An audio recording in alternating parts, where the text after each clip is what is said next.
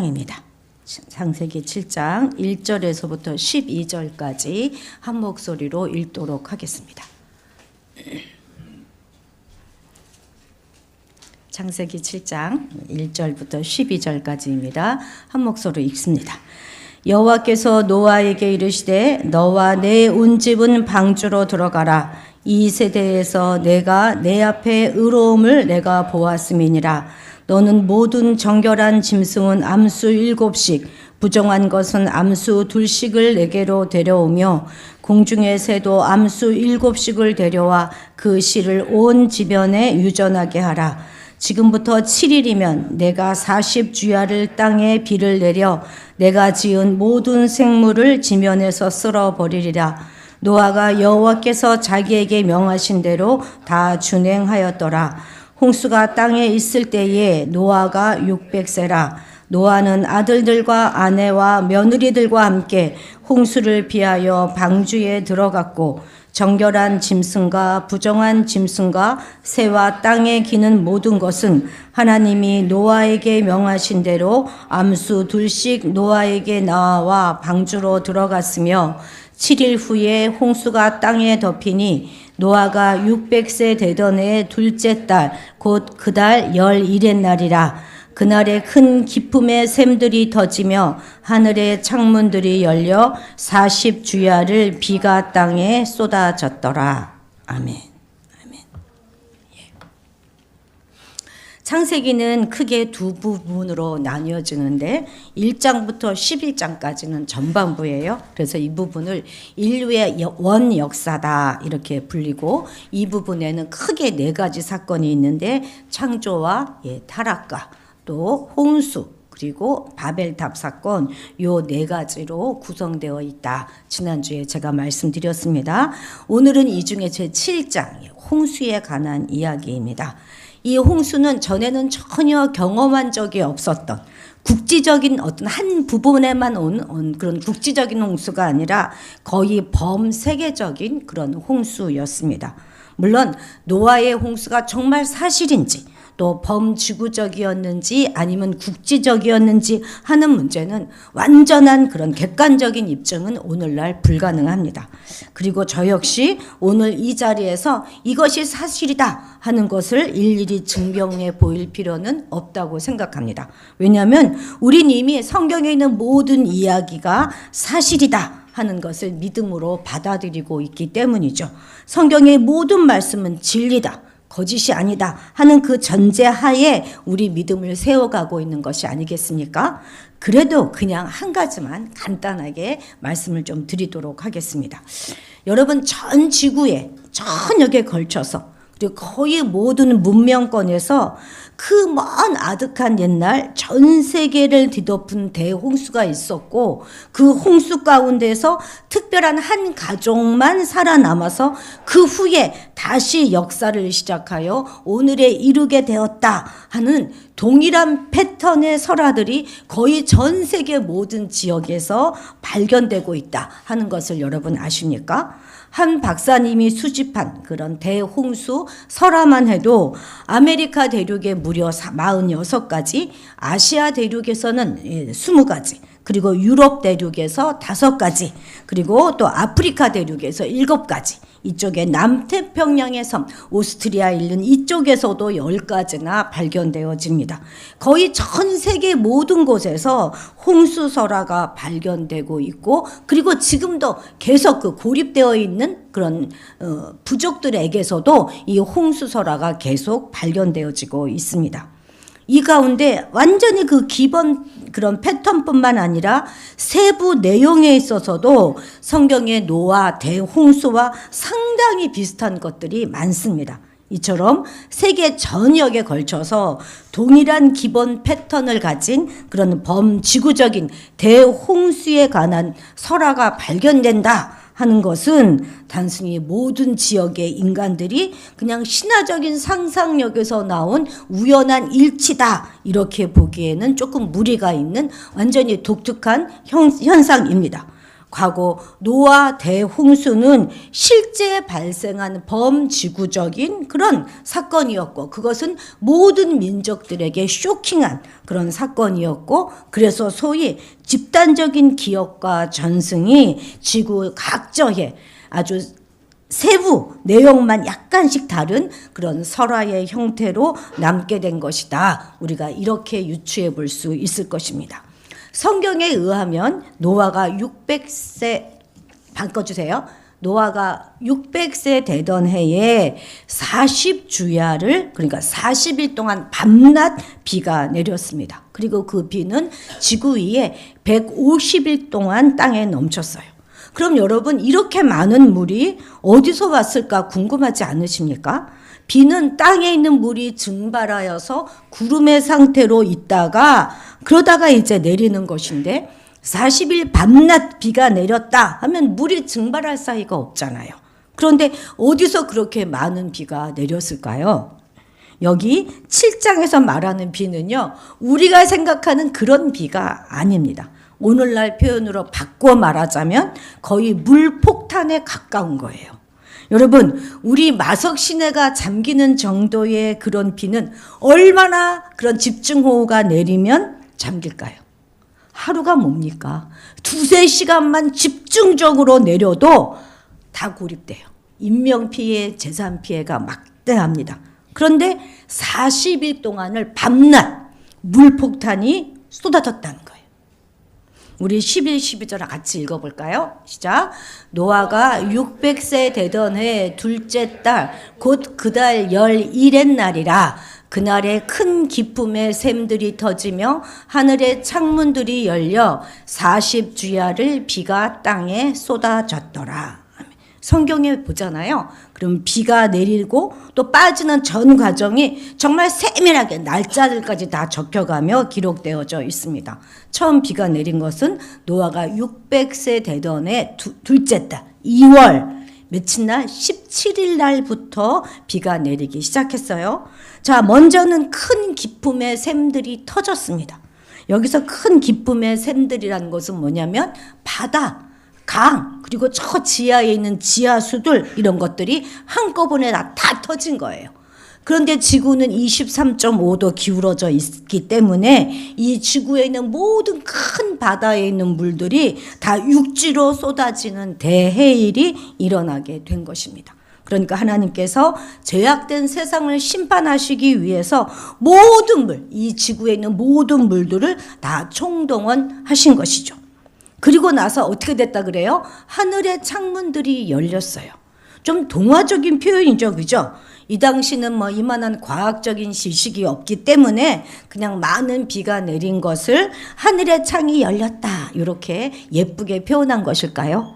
그렇지 않습니다. 이 말은 나름 아주 정확한 표현입니다. 창세기 1장 6절에서부터 8절 같이 읽어볼까요? 시작.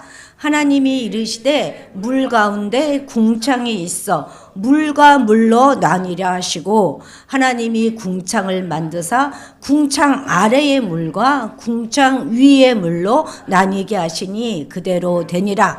하나님이 궁창을 하늘이라 부르시니라.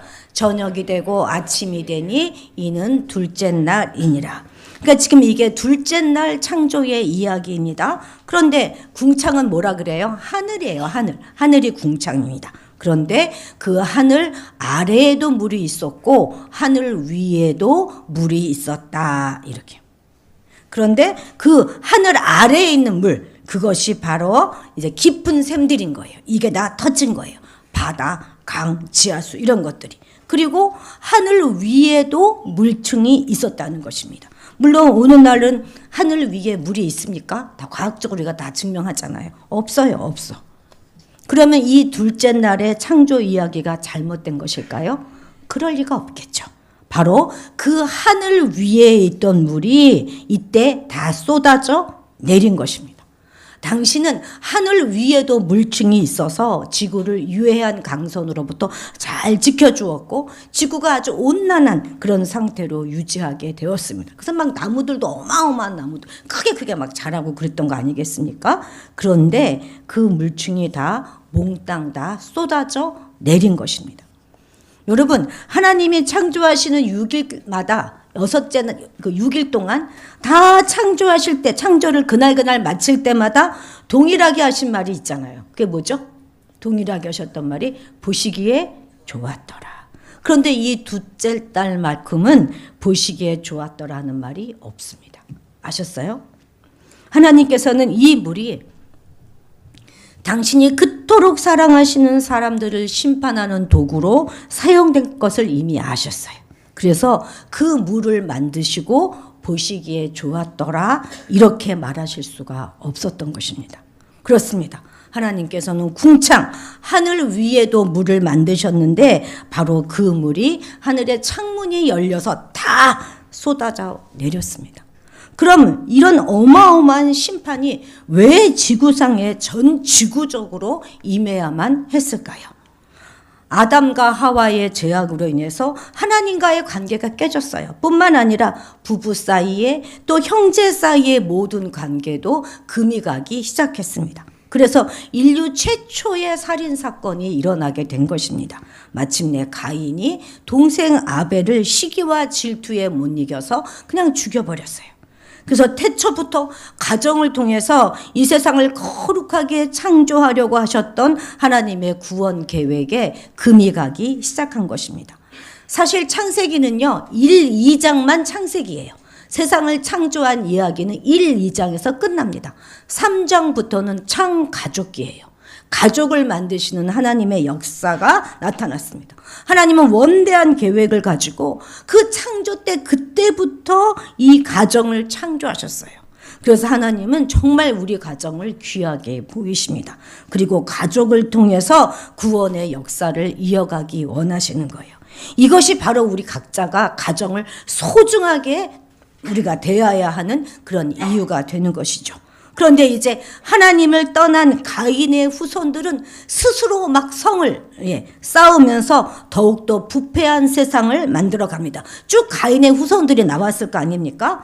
그래서 하나님께서는 이 가인 말고, 이렇게 타락한 가인 말고 거룩한 씨앗을 하나 주셨는데 그게 바로 셋이에요.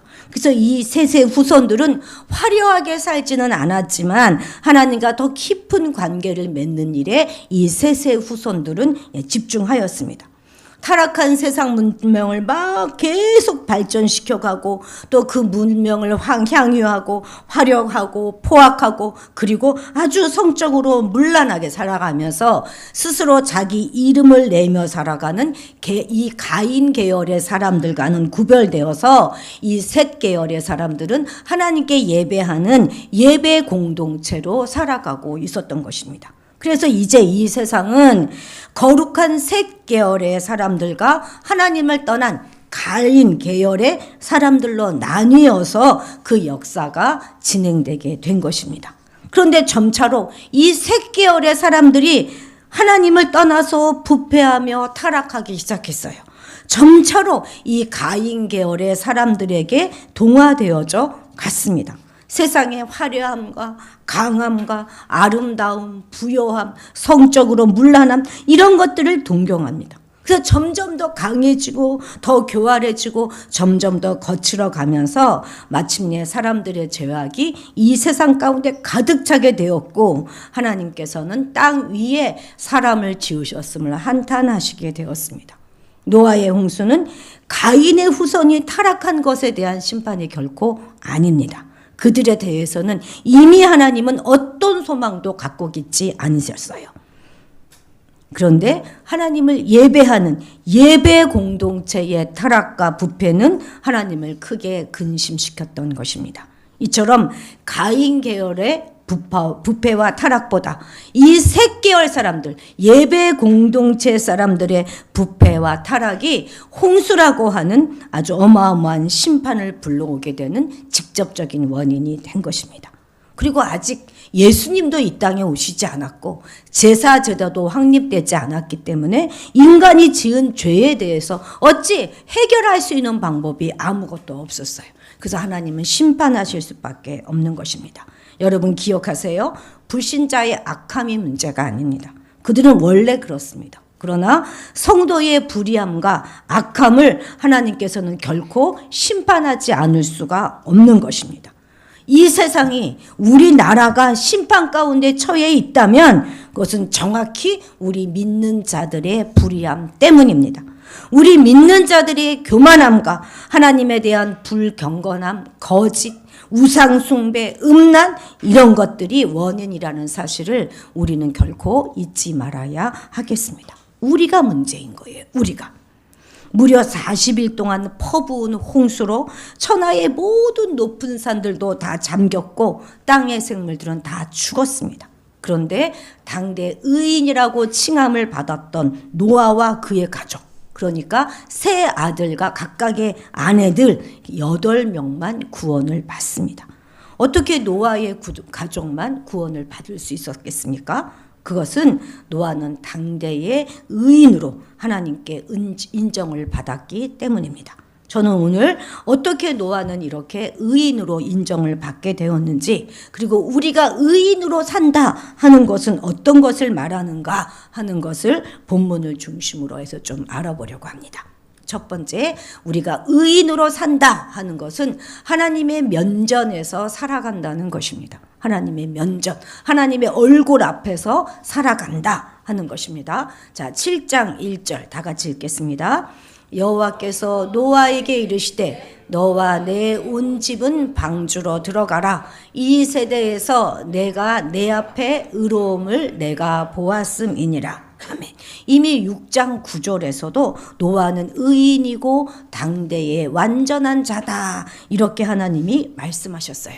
여기서 완전한 자라는 표현은 노아가 죄를 짓지 않은 완벽한 자다 하는 말이 아닙니다. 노아는 하나님의 은혜를 입어야만 살 수 있는 연약한 자였지만 철저하게 그가 하나님과 동행했다는 것이에요.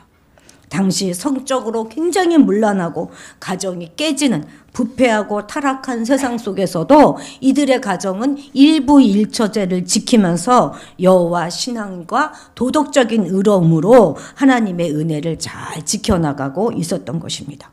우리가 7장 1절 여기서 보는 너가 내 앞에, 여호와 앞에란 뜻이잖아요. 노아 네가 여호와 앞에, 내 앞에, 이 말은 히브리 말을 그대로 우리가 직역하면 하나님의 면전에서라는 뜻입니다. 하나님의 얼굴 앞에서라는 뜻이에요.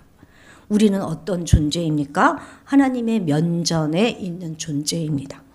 우리 가정은 하나님의 면전에 있어요. 하나님이 늘 보십니다. 내 일터는 하나님의 면전에 있습니다. 우린 이걸 잊으면 안 돼요. 하나님께서 불꽃 같은 눈초리로 매 순간 우리를 감찰하시며 지켜보신다 하는 사실을 잊지 말아야 하는 것입니다.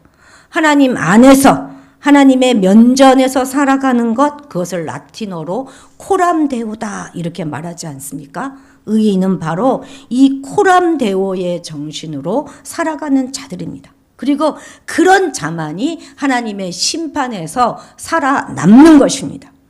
하나님을 믿는다고 하면서 하나님의 면전에서 살지 않는 자들은 하나님을 믿지 않는 자들보다 더 교활하고 더 악할 수가 있어요.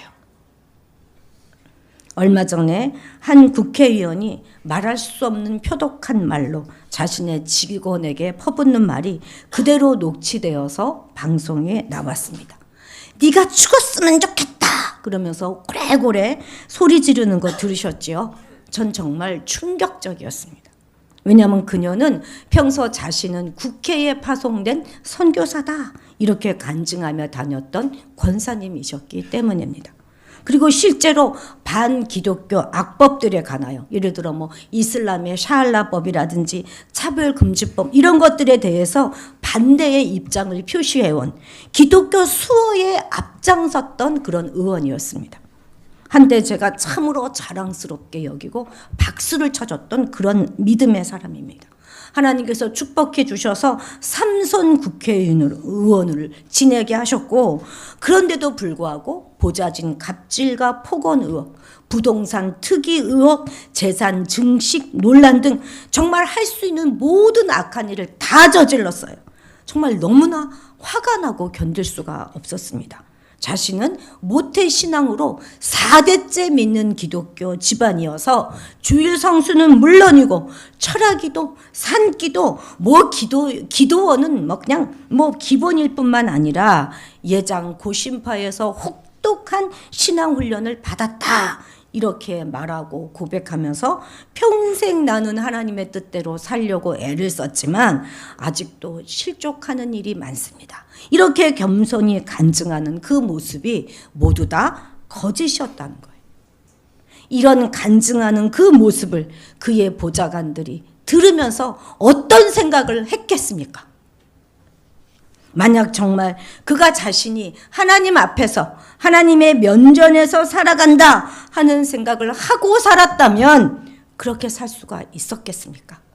여러분, 정말 다시 한번 말합니다. 믿음의 사람이 하나님의 면전에서 살아간다 하는 그런 마인드가 없으면 세상 사람들보다 더 정말 교활하고 악한 이중인격자가 될 수 있다는 거 우리는 반드시 기억해야 하겠습니다. 정치인들 중에서요, 반기독교법에 앞장서서 추진하고 있는 사람들이 다 기독교인들이에요. 여러분 아세요? 안수집사고 장로고 권사입니다. 어떻게 이런 일이 일어날 수 있겠습니까? 당시 노아 사람들은 왜 그렇게 유격이 이끄는 대로 살았습니까? 그들은 하나님의 면전에서 자기들이 살고 있다는 생각을 하지 않은 것이에요.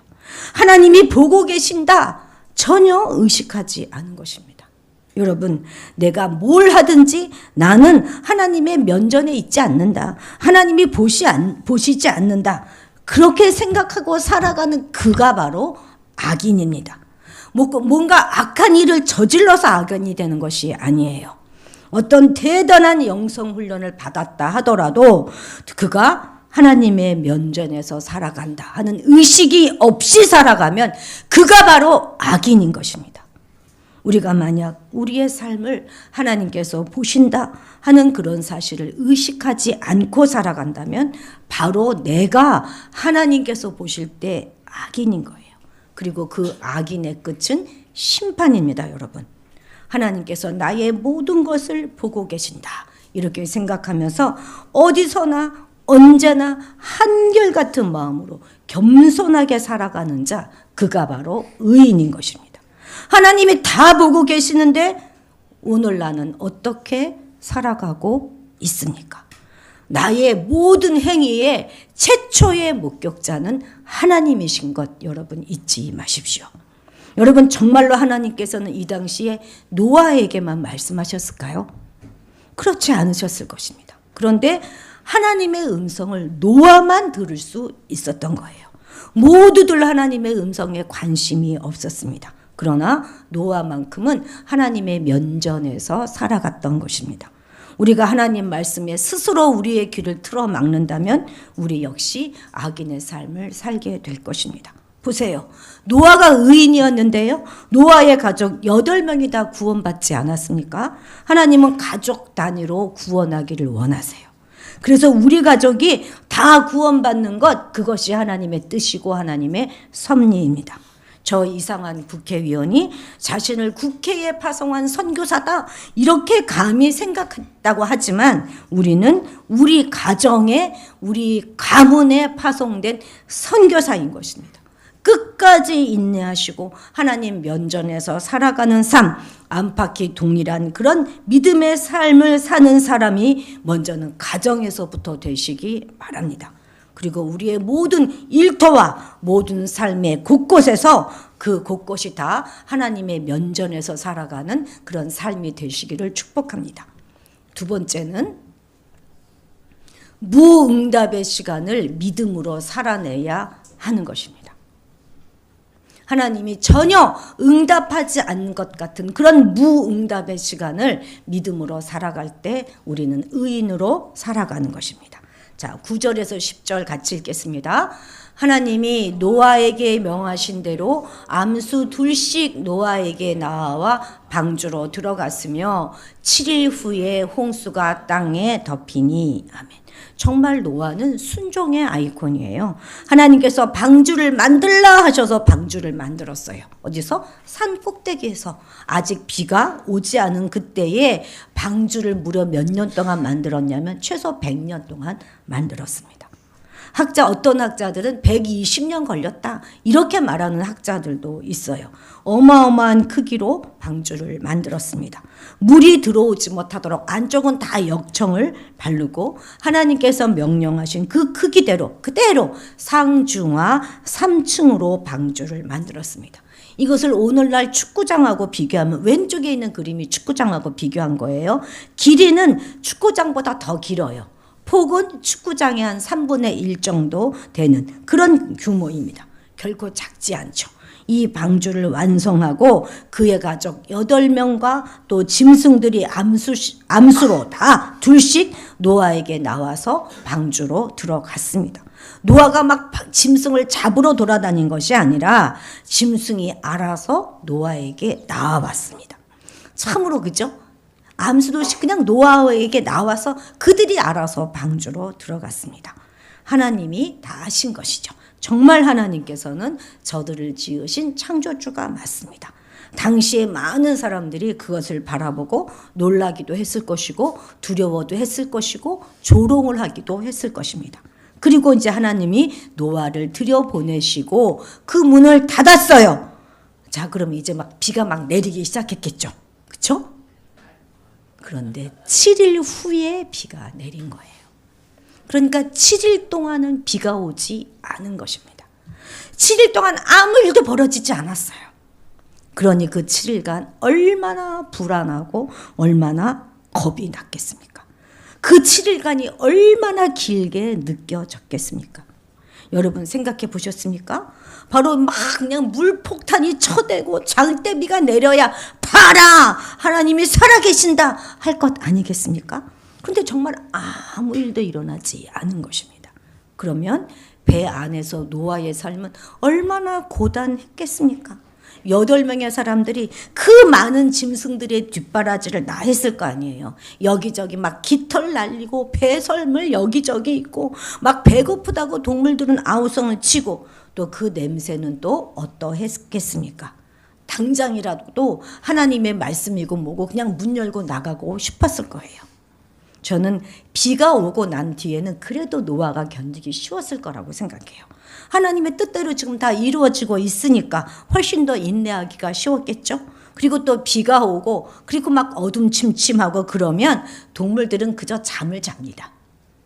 마치 겨울잠이라도 자는 것처럼 푹 다 하나님은 다 잠을 재우셨을 거예요. 저희 집 강아지도 주인이 없잖아요. 그리고 집이 조용하면 그냥 디비져 잡니다. 동물들은 그렇게 해요. 그래서 방주 안에서 그 많은 동물들이 함께 지낼 수가 있었을 것입니다. 그러나 비가 오지 않는 그 7일간은 덥고 냄새나고 그 안에서 여러 가지 문제점이 터져 나오는 그 속에서 무작정 7일을 기다려야만 했던 거예요. 그것도 지금 언제 끝날지 모르잖아요. 언제 비가 올지 모르잖아요. 그러는 그 7일을 기다렸어요. 기다리면서 무엇을 했겠습니까? 바로 이 7일 동안 비가 한 방울도 내리지 않는 그동안에 방주 안에서 거하는 법을 배운 것입니다. 노아가 하나님의 명령대로 다 준행했다 하는 것은 단지 방주를 지은 것만 말하는 게 아니에요. 방주에 탄 것만 말하는 것도 아닙니다. 방주 안에서 어떻게 지내야 하는지 150일간 지낼 그 훈련을 일주일 동안 다 받은 것입니다. 철저하게. 하나님이 안 계신 것 같은 그 일주일 동안 하나님의 언약은 반드시 이루어진다 하는 것을 마음속에 다짐하고 훈련하면서 일주일을 보냈을 것입니다. 그렇습니다. 의인의 삶은 바로 이러한 것입니다. 아직 확실하게 눈에 보이진 않지만 말씀하셨으니 이루어질 줄로 믿고 기다리며 인내하는 삶을 살아야 하는 것이죠. 여러분, 우리가 살아가는 이 세상이 바로 이 일주일간의 삶입니다. 하나님께서 지금 당장 예수님을 믿지 않는 자들을 막 심판하시고 막 그러는 것을 보여주시면 우리가 얼마나 좋겠습니까? 통쾌하지 않겠습니까? 그런데 아무 일도 벌어지지 않아요. 오히려 불신자들이 더 잘 사는 것만 같습니다. 그런데 우리는 여전히 하나님은 살아계시고 예수를 믿어야 구원받는다 이렇게 외쳐야 하는 것입니다. 세상 사람들이 어리석다고 비웃어도 우리는 천국이 있고 지옥이 있다 이렇게 외쳐야 하는 것입니다. 교회가 바로 구원의 방주이니 서둘러 교회 안으로 들어와라 이렇게 외쳐야 하는 것입니다.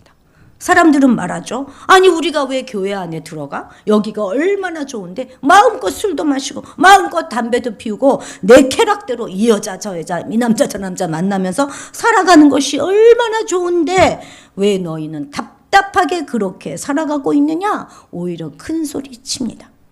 지금이 바로 그 7일간인 거예요. 그 7일 그렇게 길지 않을 것입니다. 현재는 아무 일도 일어나고 있지 않지만 이런 인내의 시간을 보낼 줄 아는 자들이 바로 의인인 것입니다. 바로바로 눈앞에서 아무 일도 일어나고 있지 않지만 하나님께서 지금 역사하시는 중이다 하는 것을 믿음의 눈으로 바라보며 기다릴 줄 알아야 하는 것이죠. 반드시 우리는 변화될 것입니다. 반드시 우리는 나음을 입을 것입니다. 우리의 모든 문제는 반드시 하나님 안에서 해결될 것입니다. 자, 세 번째, 하나님께서 우리의 삶을 책임지신다는 사실을 믿어야 하는 거예요. 하나님께서 반드시 우리의 삶을 책임지신다는 걸 믿어야 합니다. 자, 16절 같이 읽겠습니다. 들어간 것들은 모든 것의 암수라. 하나님께서 그에게 명하신 대로 들어가매 여호와 하나님께서 그를 들여보내고 문을 닫으신지라. 하나님께서 들여보내고 문을 닫으셨습니다. 하나님이 문을 닫으셨다 하는 그 말은 하나님께서 책임지신다 하는 말인 것입니다. 이제부터는 내가 너를 보호한다. 내가 너를 구별하겠다 하는 말이에요. 내가 너의 가는 길에 책임을 지겠다 말씀하시는 것입니다.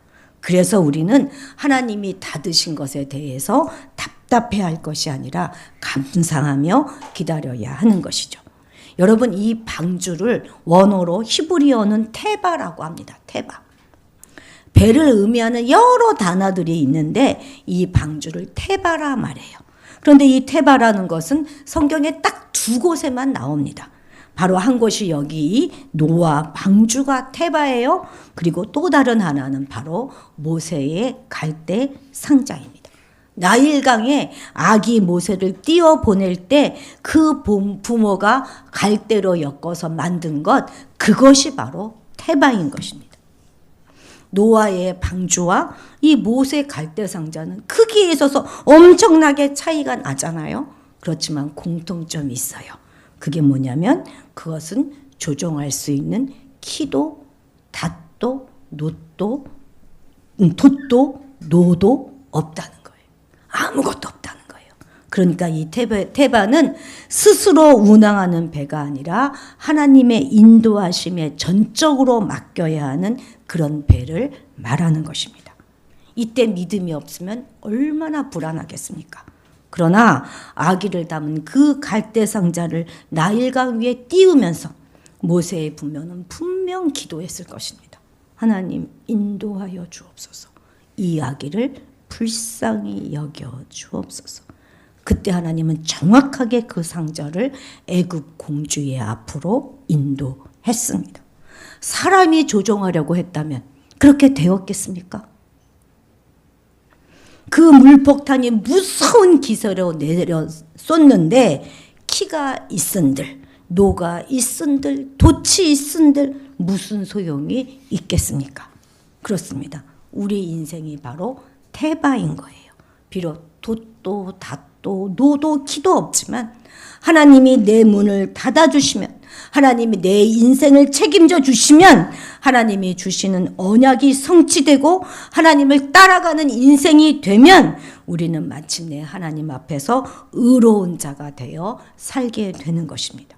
그렇습니다. 의인은 철저하게 하나님이 우리의 삶을 책임져 주실 것임을 믿고 오직 하나님을 신뢰하고 순종하는 그 자가 바로 의인인 것입니다. 17절에 보면 성경을 가지고 계신 분들 한번 표시해 보세요. 물이 많아졌습니다. 물이 많아졌어요. 18절에 보면 물이 더 많아졌대요. 그리고 19절에 보면 그 물이 땅에 더욱 넘쳤습니다. 이번엔 20절에 보니까 물이 불어서 15규빗이나 올라와서 그래서 산들이 다 잠겼어요.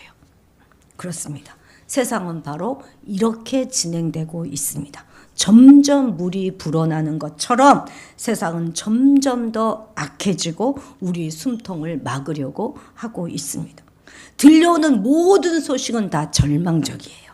그러나 우리는 하나님 앞에서 의인으로 살아가는 우리는 물이 불어나면 그 물에 빠져 죽는 인생이 아니라 오히려 그 물 위에서 하나님의 인도하심에 떠다니는 인생이 될 것입니다. 그것도 안전하게 하나도 다치지 않고. 그래서 하나님의 은혜를 입은 백성은 심판이 다가오는 것을 두려워할 필요가 없는 거예요. 세상의 끝날이 다가오는 것을 겁낼 필요가 없는 것입니다. 우리는 그 가운데서 더욱 자유로울 것이고 그 가운데서 더욱 큰 은혜를 받을 것입니다.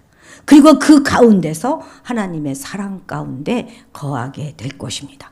마지막으로 23절 같이 읽겠습니다. 시작.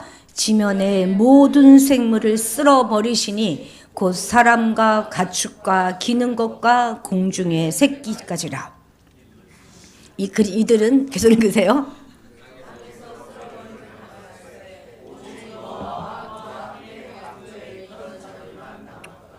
네, 인생은 세상은 다 죽었어요. 다 쓸어버렸어요. 그런데 오직 노아와 그와 함께 방주에 있던 자들만 남았습니다. 그 이유가 무엇입니까? 바로 방주에 들어가라 하나님께서 말씀하셨기 때문입니다. 그 언약에 따라 이들은 방주에 들어갔어요. 그리고 들어간 자들만 살아남았습니다. 여러분, 우리의 물질도 부귀도 영화도 다 소용없어요. 환난 날에 다 잠기고 말 것입니다. 오직 예수 안에 있는 의인만 살아남습니다. 오늘 우리는 다시 한번 하나님의 손에 붙들려서 하나님의 면전에 살아가는 의인이 되어 살아가기를 다짐하는 그런 시간이 되시기를 주님의 이름으로 축복합니다. 기도하시겠습니다. 온 우주를 창조하셨을 뿐만 아니라 우리 인간들을 사랑하셔서 관계 맺기를 기뻐하시는 여호와 하나님 아버지, 온 세상이 죄악으로 가득 찬 세상이 되었을 때 기대하셨던 예배 공동체인 셋의 후손들마저도 하나님을 떠나 죄로 가득한 삶을 사는 모습을 보시고 몹시 낙심하시고 근심했던 그 마음을 오늘 우리가 잊지 않게 도와주옵소서. 오늘 우리도 노아와 같이 비록 연약하나 하나님의 면전에서 살아가기를 포기하지 않게 하시고, 비록 아무 일도 일어나지 않는 것 같은 상황 속에서도 하나님을 끝까지 기대하며 우리의 전생애와 삶을 오직 하나님 손에 맡겨드리는 그 믿음으로 살아감으로 환난 날 심판 가운데서도 살아남을 수 있는 그런 믿음의 사람이 우리 모두 다 되게 도와주옵소서. 감사드리며 예수님의 이름으로 기도드렸습니다. 아멘.